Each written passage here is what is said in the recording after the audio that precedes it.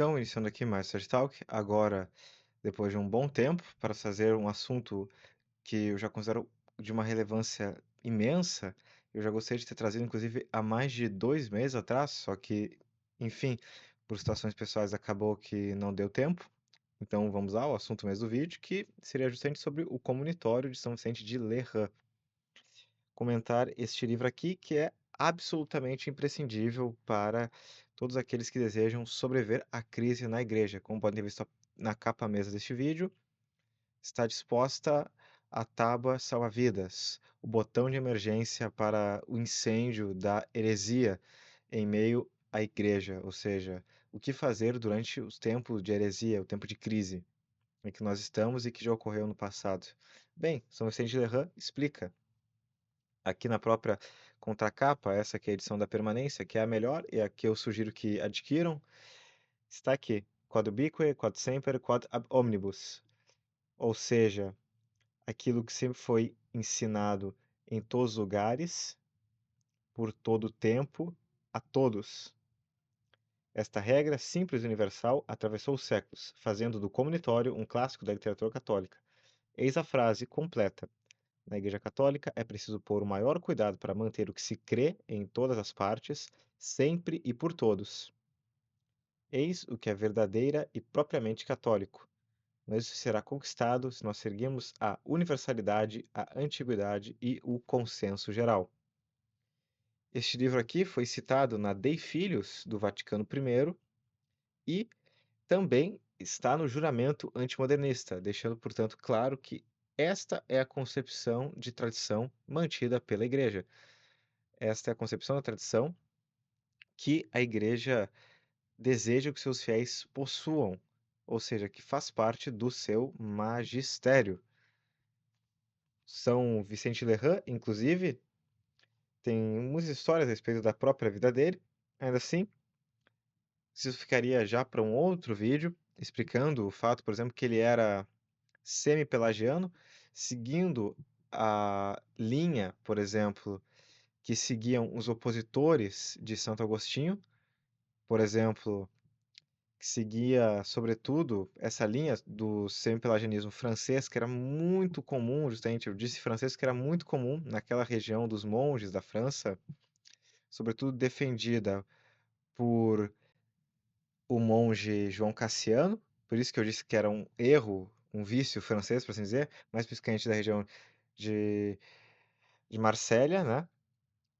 E isso é interessante ressaltar esse fato da vida pessoal dele agora, que é o que eu gostaria de ressaltar, sem ser um vídeo só sobre ele, uma questão realmente en passant, porque é importante no sentido mesmo que nós vemos que ele pôde ter a liberdade de adotar essa opinião, que é a opinião contrária à de Santo Agostinho, no que toca à contenda da graça, justamente porque não era uma questão definida, era uma questão de opinião. Porque nem tudo na igreja é um dogma. Muitas coisas de fato são disputadas. Entretanto, quando em concílios os papas e os bispos, concílios locais, por exemplo, no passado, para depois serem aprovados futuramente por concílios universais, repetido pelos bispos e pelo Papa ao longo dos séculos, para se tornar um magistério ordinário universal, por exemplo, o caso de que Maria era a mãe de Deus, que era parte do magistério ordinário universal na época de Nestório, apesar de não ter sido um dogma proclamado, ainda assim, independentemente do meio, é dado aqui a questão de que, pelo caso de São Vicente de Lerran, nós vemos que tinha espaço, um grande, um amplo espaço, porque João Cassiano era um monge muito influente, era o pai dos monges na prática, ele que escreveu todas as conferências sobre a vida monástica, a vida religiosa inicial, sobretudo naquela região estante do sul da França. Ainda assim, vemos que tinha então um largo espaço para disputas e, enquanto o juiz não apitar, o jogo continua. Portanto, a tradição, apesar de ser justamente uma regra e, claro, ela não é evolutiva, ainda assim, fora daquilo que não é consenso dos padres da igreja, porque sendo consenso dos padres da igreja, isso é, na prática, infalível. Se sendo consenso dos padres da igreja, é infalível.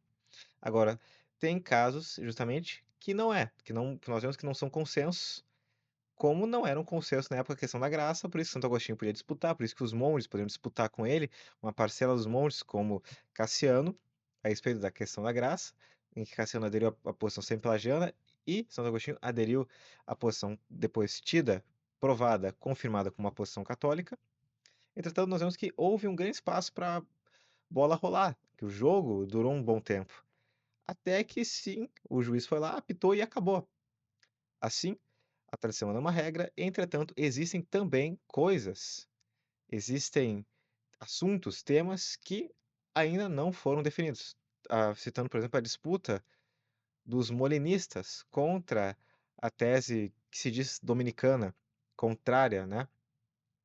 Enquanto que o molinismo seria já jesuíta, a tese dominicana seria evidentemente dominicana. São disputas. Os dois lados, enquanto a igreja não definir, podem disputar. E isso nos dá uma grande segurança também em meio, é isso que eu gostaria de dizer, em meio à própria crise. Porque no fim das contas, estamos numa situação de dúvida de consciência, muitos estão pelo menos, e portanto devemos confiar na misericórdia divina que em tempos de obscuridade, como diz o padre Rui Marim no seu manual para seculares, nos basta apenas esses princípios reflexos.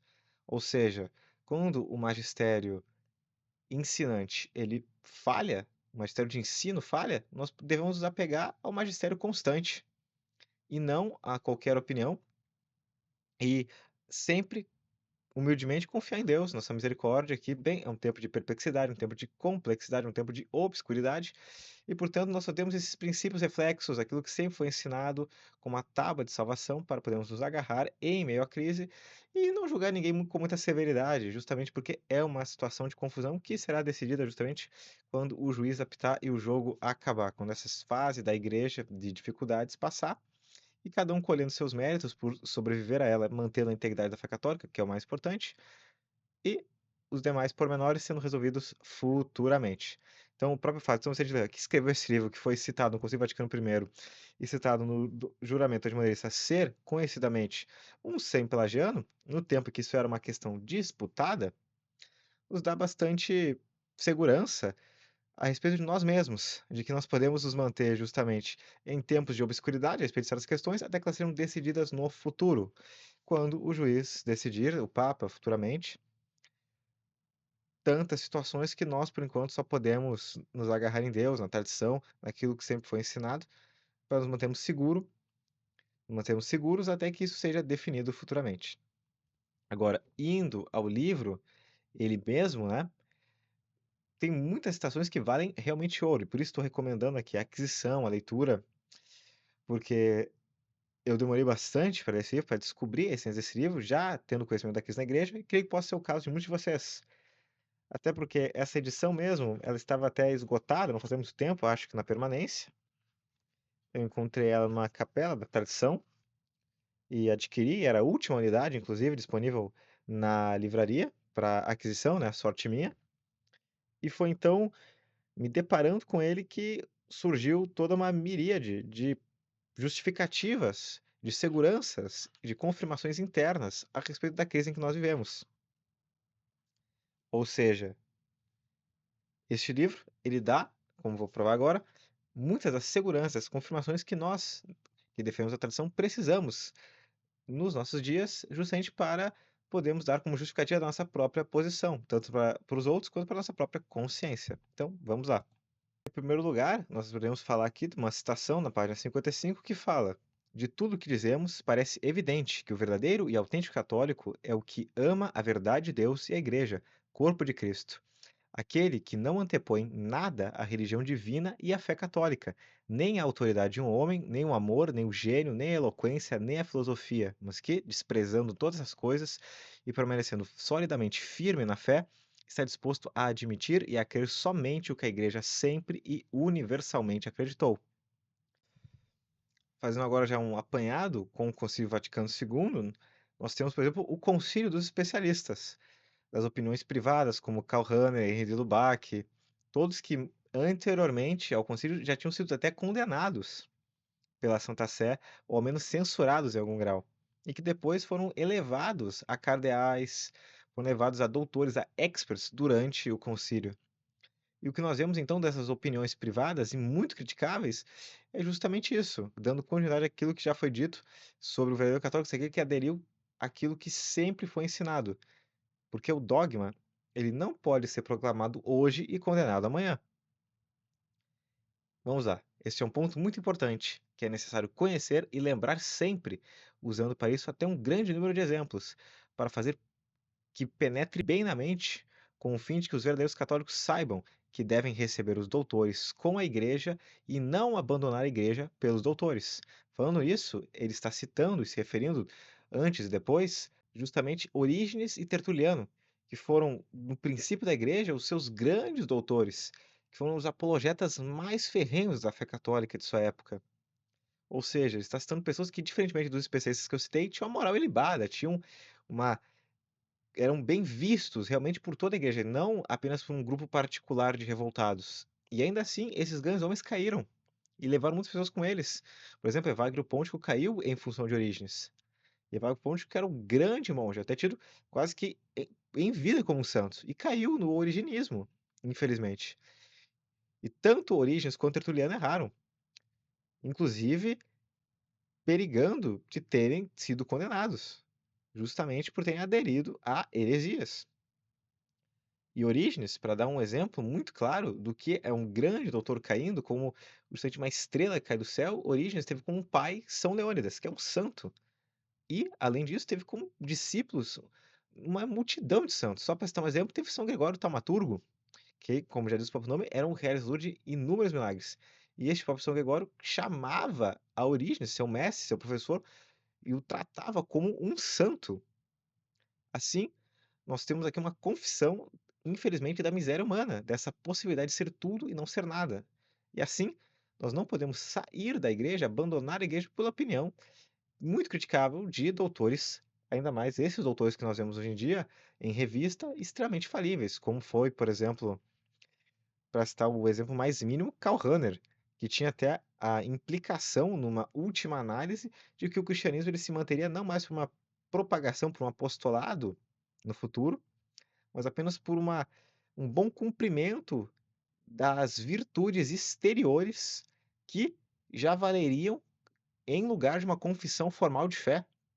Ou seja, nós chegamos à conclusão dos cristãos implícitos que ele vê no futuro, justamente porque após o Vaticano II, por alguma razão, ele já estava se imaginando com sentindo a decadência do catolicismo e ele se pergunta: será que no futuro o catolicismo sobreviverá sem fiéis, ou seja, com apenas cristãos implícitos que não confessam a fé exteriormente, mas apenas dando exemplo por meio das prática das virtudes exteriores, o que até mesmo um budista, um hindu ou, enfim, um ateu pode fazer. Assim, chegamos aqui justamente num dos princípios do Vaticano II, que não é mais, de modo algum, a salvação das almas através da Igreja Católica, mas, pelo contrário, como é dito justamente em vários dos seus documentos, que, sobretudo na Lumen Gentium, que eles buscam,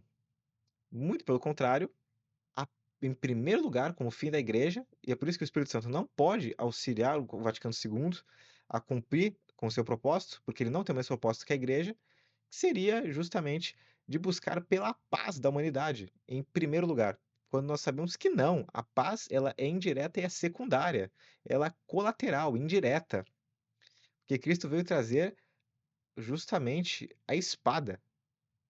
E a paz, ela só se dá na medida em que as nações vão se convertendo à fé católica, vão se integrando à fé católica. A paz, ela então seria um efeito indireto da missão primária da igreja, que é a conversão das almas, a conversão das nações. E dando-se essa conversão, a gente não havendo mais divisões, não teríamos mais guerras. Que foi o grande período de paz que nós tivemos, em que não houve realmente uma grande guerra em boa parte da Idade Média. Não tivemos uma primeira, uma segunda guerra mundial, por exemplo. Justamente porque as nações, tendo as suas divisões, suas diferenças, ainda assim elas tinham o núcleo, o core, que era a fé, e que mantinha elas em paz, justamente. Mantinha-as em paz.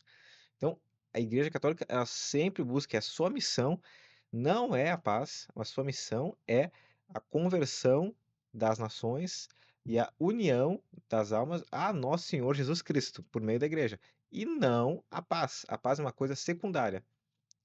Portanto, essa paz maçônica que o Vaticano II propõe não é o mesmo objetivo, não é a mesma finalidade que a igreja, justamente.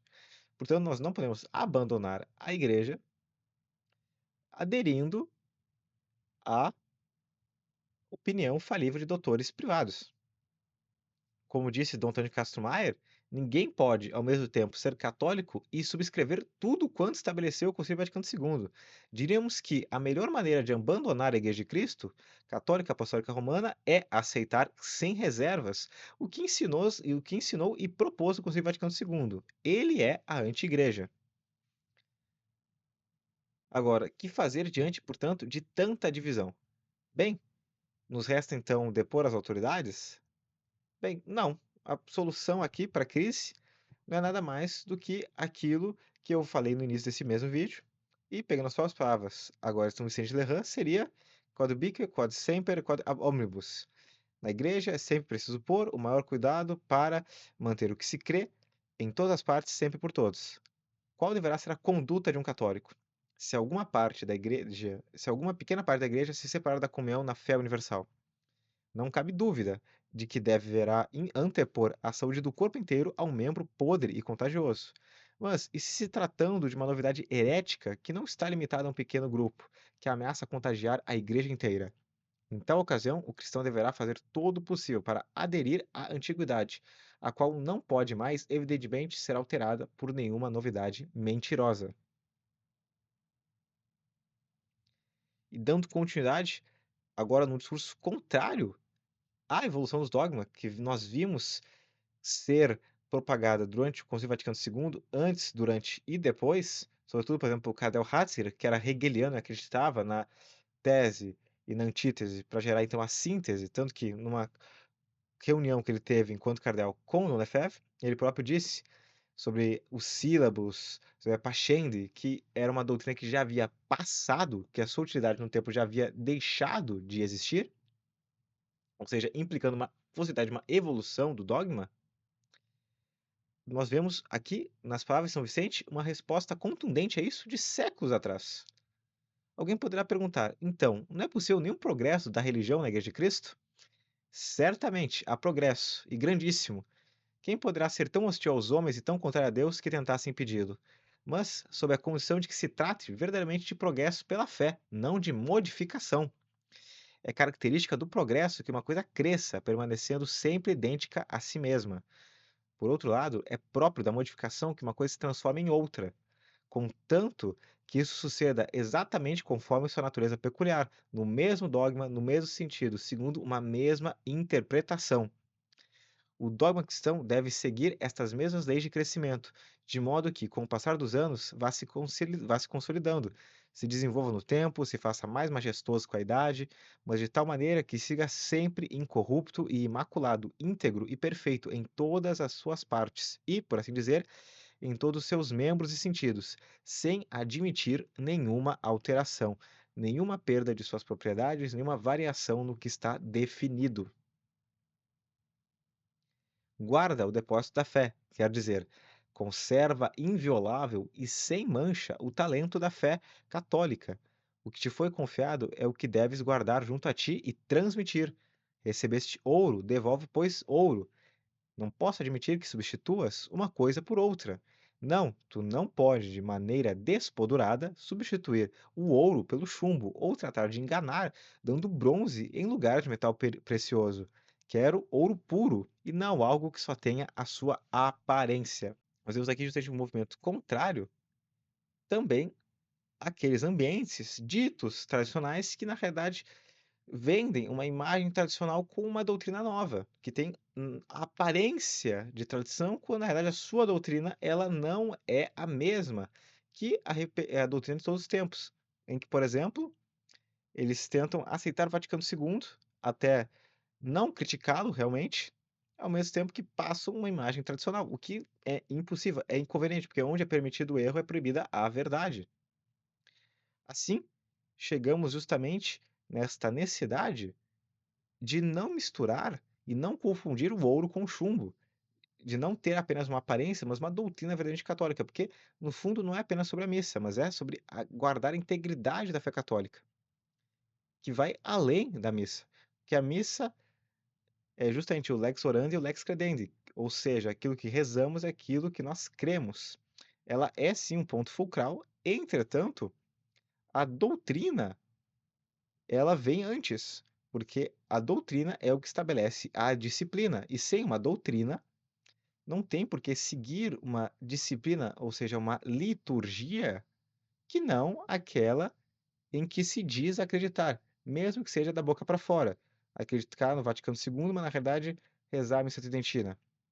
Bem, enfim, é uma situação que nós sabemos que eles vivem, estes grupos normalmente vivem sob chantagem. Eles são chantageados pela hierarquia, eles ficam tentando fazer das tripas coração para se manterem em lugares oficiais, oficiosos, para não serem expulsos.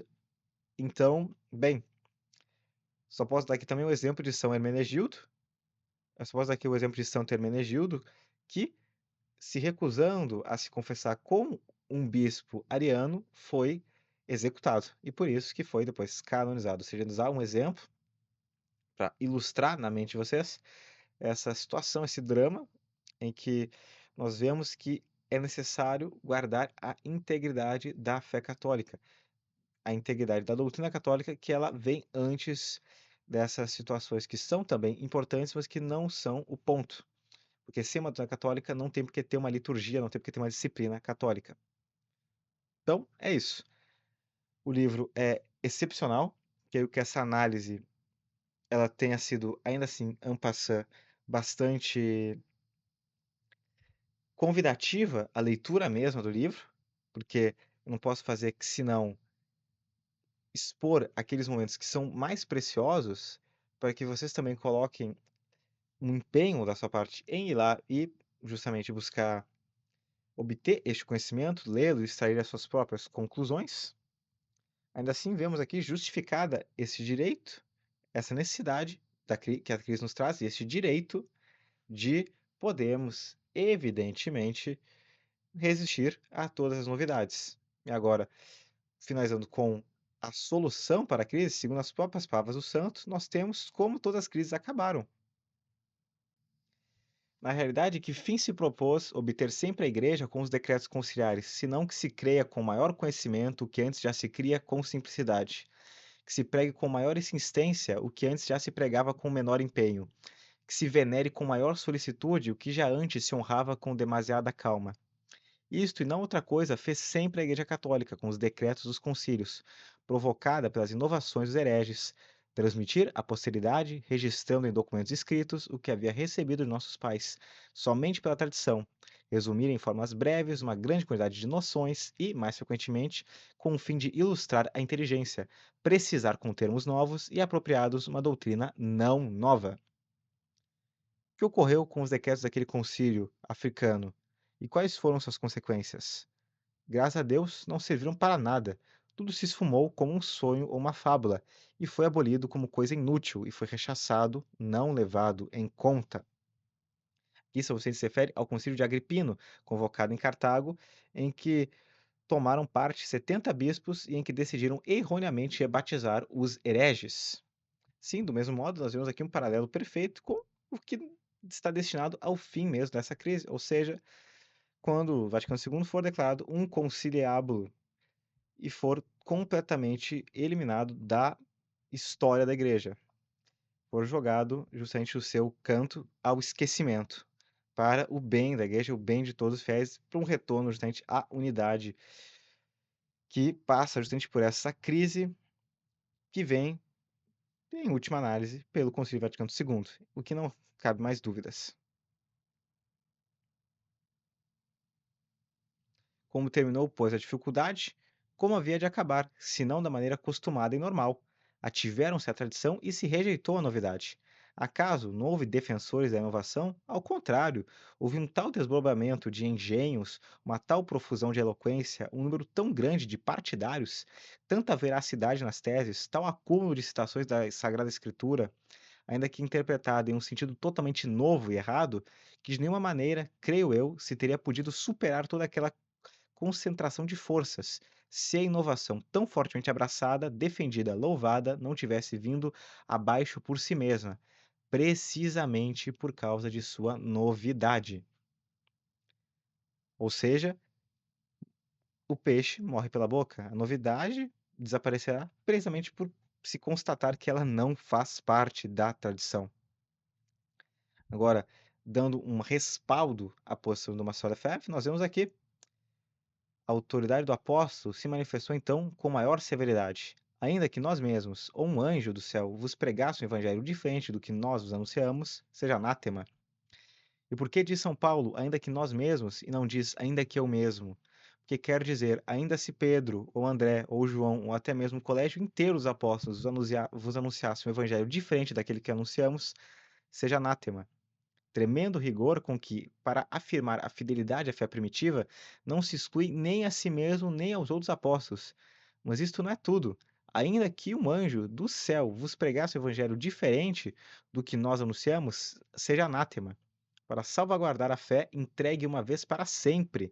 Não lhe bastou recordar a natureza humana, quis incluir também a excelência angélica.